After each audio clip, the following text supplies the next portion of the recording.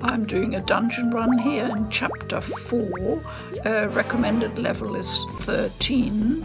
I'm slightly below that with a couple of party members. That doesn't really matter, but it certainly helps if you stick to the roughly to the recommended level. I've got in my party the young prince called 18, Fortran, who is a tank at the front there, and at the back are the healer, Jason, and a pink-haired girl who is a mage. As you can see, there's treasure time after each battle, and you decide who gets the treasure, and that contributes to the satisfaction of the party members, which is important at the end of the dungeon for the overall evaluation. Second battle should be slightly more difficult, and here we go.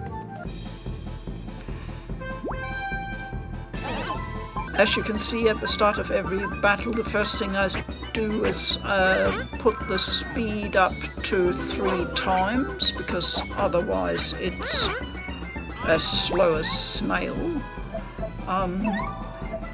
Here you see my guide, Lucky, who usually hides at the back there. He occasionally intervenes with assistance, and that is really the only influence you have over the game. And you can, do a variety of things, from using healing items to instructing them to guard, stuff like that. But it pretty much plays itself. It's an auto play RPG.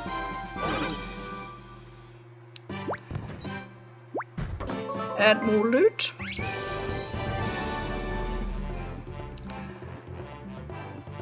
And I have one in storage, so I can give it to a party member who's very happy.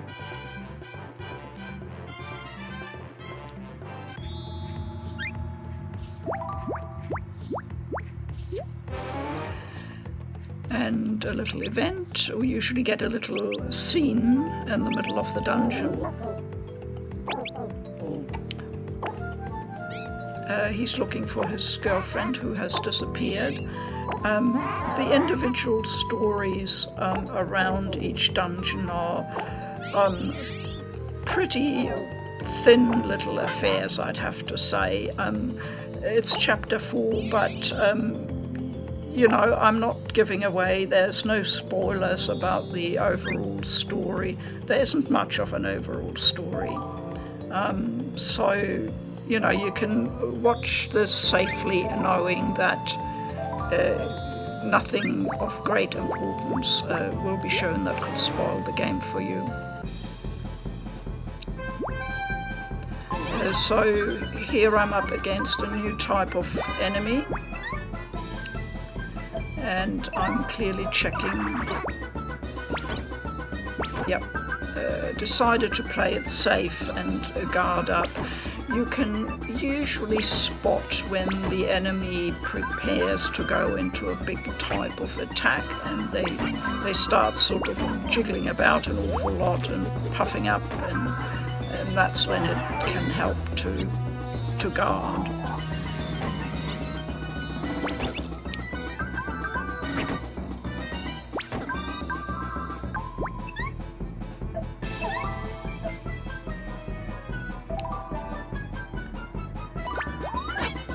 And I had to intervene and heal everybody up.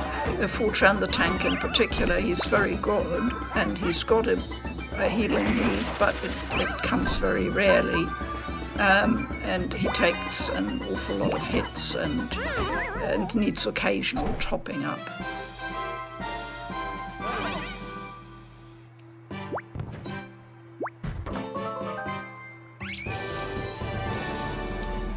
Aha, I think this is a new type of treasure. Yes, it is.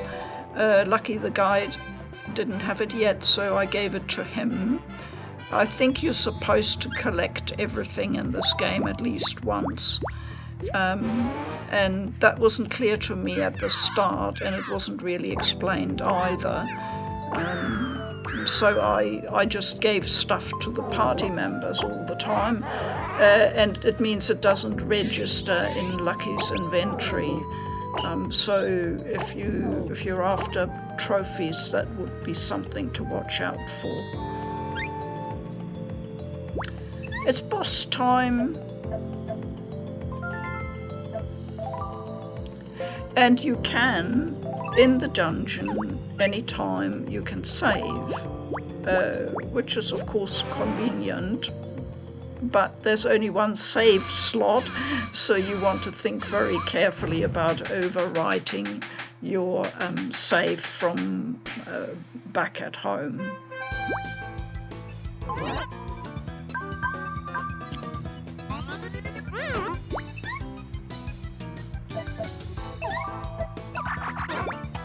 Yes, a quick guard, because he's already building up to a big move.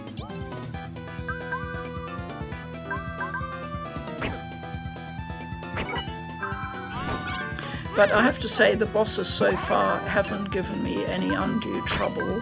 The game overall is pretty easygoing. And as long as you've got enough healing items in your inventory, you can pretty much cruise through.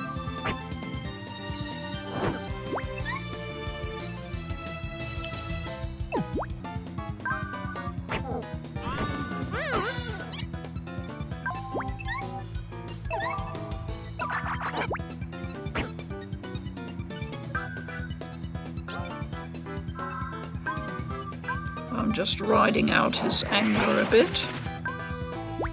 He does a spinning move that hits everybody quite hard, so time to do a spot more healing.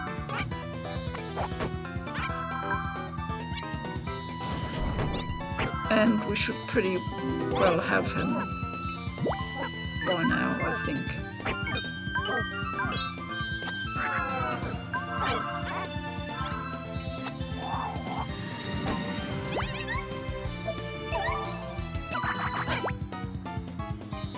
He wants to do one more big attack.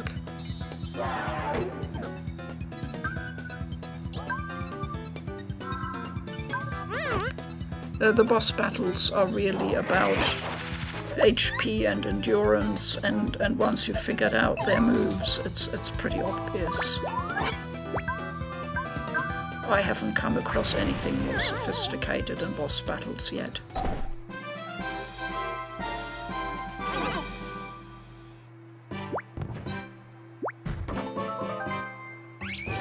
And there we are, a rare item. A plushie, an ordinary plushie.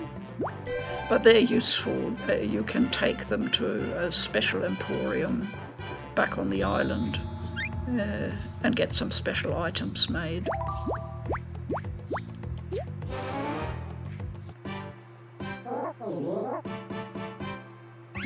Now this is where you'd normally get some extra treasure at the end of the dungeon, but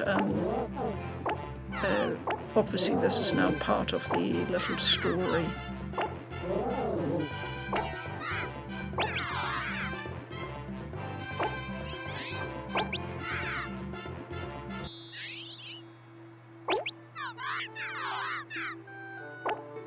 And that's the finish line for the dungeon. We get our overall points and evaluation. Everybody levels up a bit. You get a bit more money.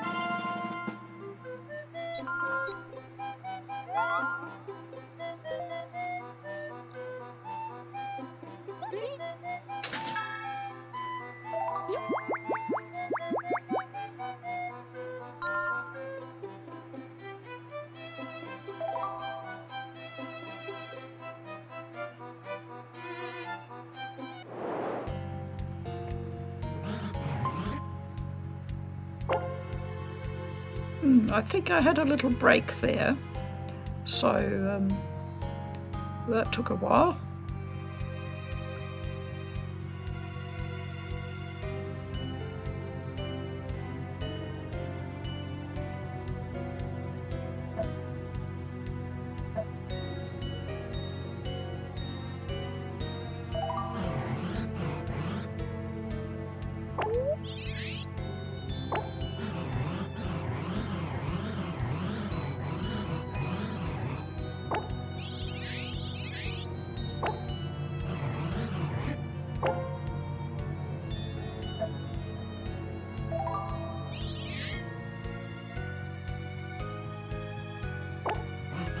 I had been expecting some sort of grand disclosure, some exciting plot point, but really nothing much has happened.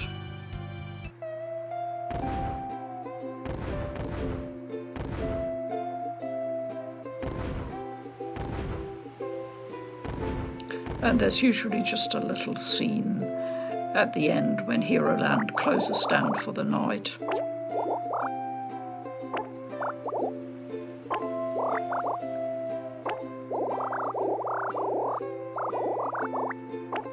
I imagine these types of characters, like the Cookie Monster, etc., would appeal to children.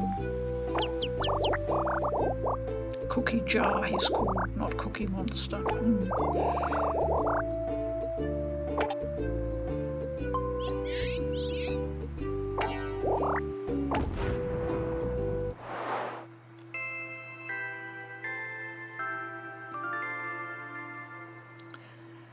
And Heroland opens again, and we have to wait for that because I can't save or sort out my stuff. Here we are, new things at the Emporium.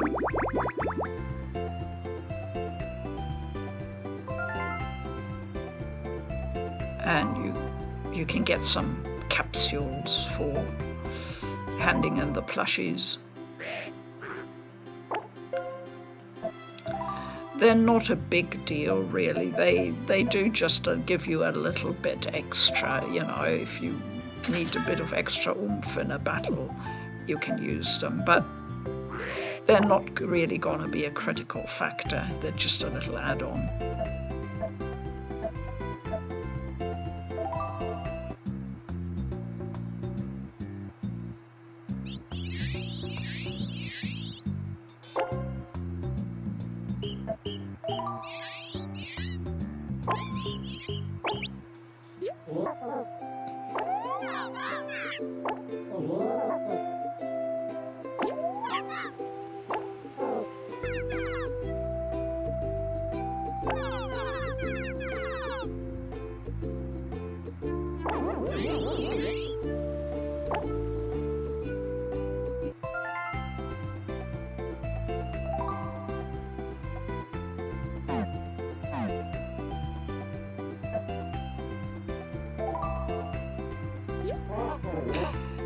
And the otters are very much meant to be the comical creatures in this game.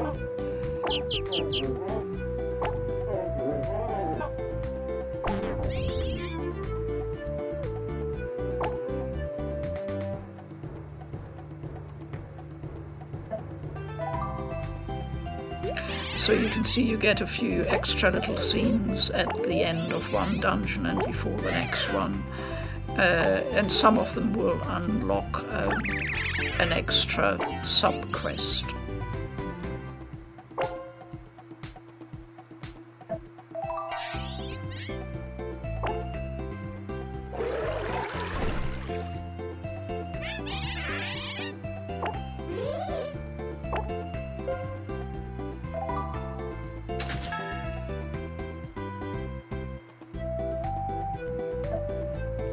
And before each new dungeon I just check and stock up on what I have on, basically on healing items.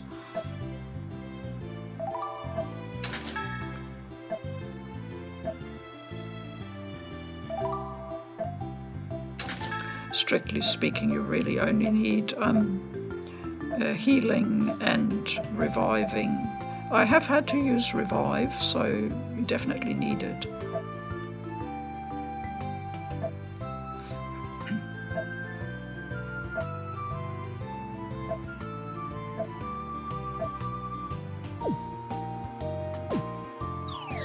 And there you see the items, and you're only allowed to carry the given amount there.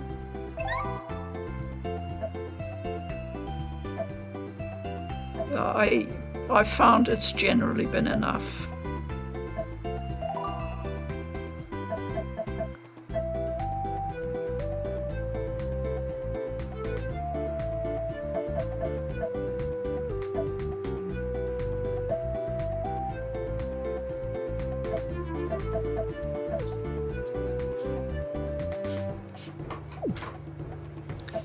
And now it's time to save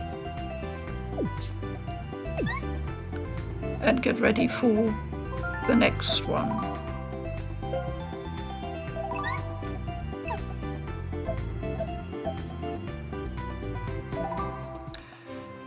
And as you can see, that requires a level of 14, and each dungeon specifies